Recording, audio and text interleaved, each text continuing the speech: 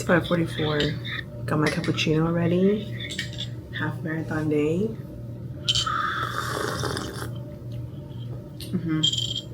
That first sip moment, okay? Let's go pick up my half marathon package. I just got off work. I was gonna work remotely, but I had to come to the office for something. So it makes more sense to just go and pick up my packet now. It's currently 4:40 and the packet pickup is open till 6. So let's go fight the traffic and get this packet.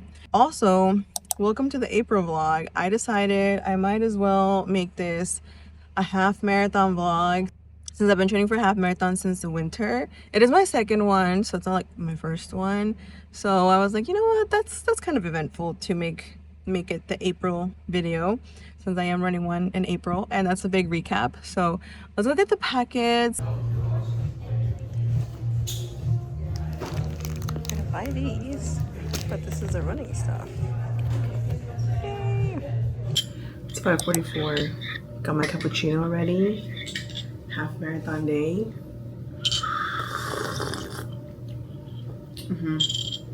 That first sip moment, okay? Because last weekend I didn't get to have a cappuccino or like a little coffee before my run, and besides not getting that much sleep.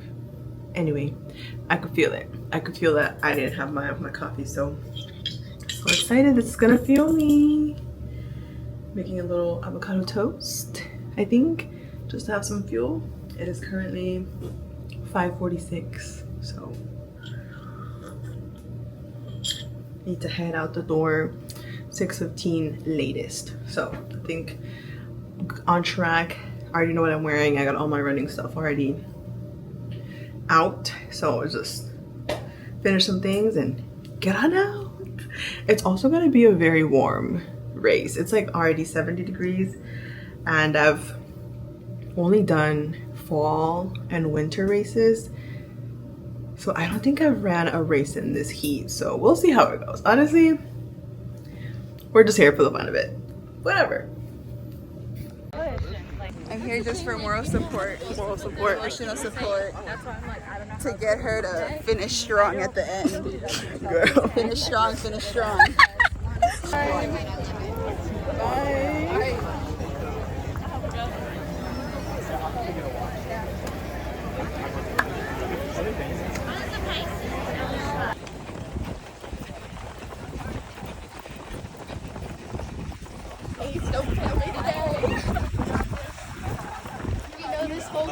We do. Yes, we do.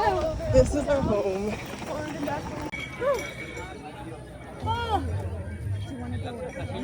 Medals.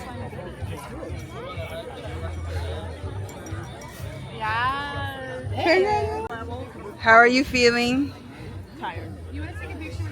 Which one was your favorite mile? None of them. None of them? Which one was the worst mile? Going up that hill.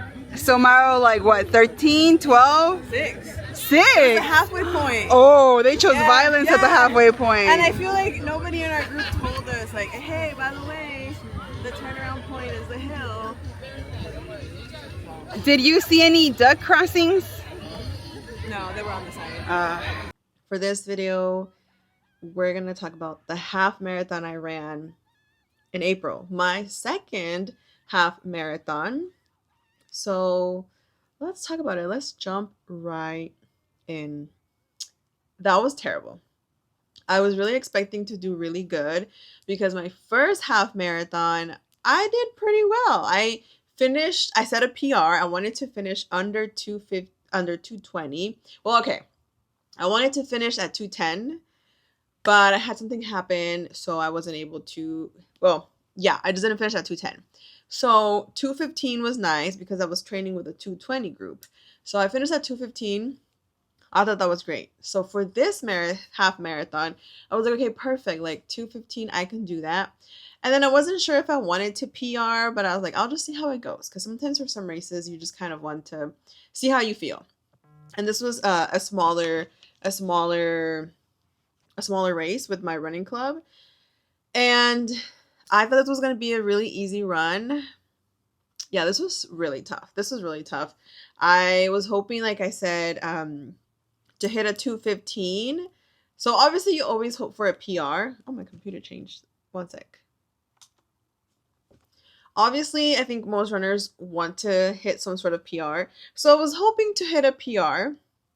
But if not, which a personal record is PR, but that's what PR means, personal record. But if not, I was like, okay, as long as I finish in 2:20 or right under 2:20, that's perfect, because that's the training group that I was training with. No. I finished at about 2:26, so I added 6 more minutes to that. I will say let's talk about what went wrong. Let's talk about what went wrong. The girls that I trained with, we were all happy. It was all smiles. All smiles. And then we really realized how hard this was going to be. First of all, the weather was not in our favor. And when I ran my first half marathon, it was in December, the Dallas one, and it was super cold. And I remember people saying like, "Oh, this is perfect weather for running." And I'm like, "No, it's not. It's so cold." Now, when I ran my race this month, or this past month in April, yeah, now I get it. Now I get it, because it was so hot. It was like 70 degrees, and it was 70 degrees early in the day. You know how like sometimes it'll start like at 60 and then move up to 70? No, it was like 70. The humidity was high, and I started too fast. And I couldn't keep that pace anymore with the heat. And then also, this was actually a very hilly course, and then there was a very steep hill. I'll show you here. The Garmin is the proof. The Garmin proof. A really steep hill right before the turnaround point. So you go up this hill and then you go down it, and that's going back. And so I was like, okay, like I'm turning back, like I got it. No, like even once I was going back around, it was so challenging for me. It was so hot. I'm pretty sure I was dehydrated. And I think I already mentioned this. I started too fast. Dehydrated, started too fast. At every station, I was grabbing the Gatorades because I knew I was dehydrated. And then what else? Yeah, I had to walk. There was a point where I had to walk. I didn't want to. Did not want to walk. I don't like walking in my races. And I've ran 5Ks, I've ran 10Ks, and so those are usually distances that I don't really have to walk. I didn't walk at my first half marathon. I just had to run to the restroom really quickly right at mile 2, because I didn't get to go before the race started. So that was really it. But at this race, I walked about, we stopped really quickly to fill our water bottles, because I was running with one of the girls who I trained with. We stopped briefly to fill up our water bottles, like when we started, like before the turnaround point. So I think that added a little bit of time. And then once we turned around, I walked a little bit on the hill, going up the hill. I didn't want to, which in theory, like, it doesn't matter. Like, a lot of people walk there. Like, I remember, I will say this. Nobody told us that hill was going to be the turnaround point. Like, the group that I trained with, they never said, "Oh, hey, by the way, this hill is on the half marathon course." Because if I knew that hill was in the half marathon course, I think I would have ran this differently, because I started too fast, and I knew, okay, maybe I'm starting too fast. Like, I think I'm wasting too much energy. So I tried to scale back. But I think when I scaled back too late. My legs were so heavy. I was struggling. I had to walk for a bit. There's nothing wrong with walking. Like, there really isn't. But I just, I felt so defeated. I walked like, I want to say, at most 3 times. I will say, I dashed to the finish line, though. Like, one thing, sure, I struggled the whole race. Sure, yes, I did. But that last stride to the finish line, I said, let's go, let's go. And my plan was to speed it up at mile 2, when I not mile 2, when I had 2 miles left. Like I was like, okay, when I have 2 miles left, I'm gonna dash. Like I was like trying to pace it so that around like mile 11 ish, yeah, so that at mile 11, like 11:10 or 11:20, I could like speed it up so that I can like shave some time off, you know. And yeah, it was hard. It was hard to speed up. I was able to speed up a little bit, but then I would look down and my time would go down. Yeah, it was a really tough race. I will have to say that. It was not my best race, but um I do have to take a step back and realize that I just started running consistently a year ago. Like I got back into running in 2023, and in 2023 like I could barely run 3 miles. Like it was such a struggle.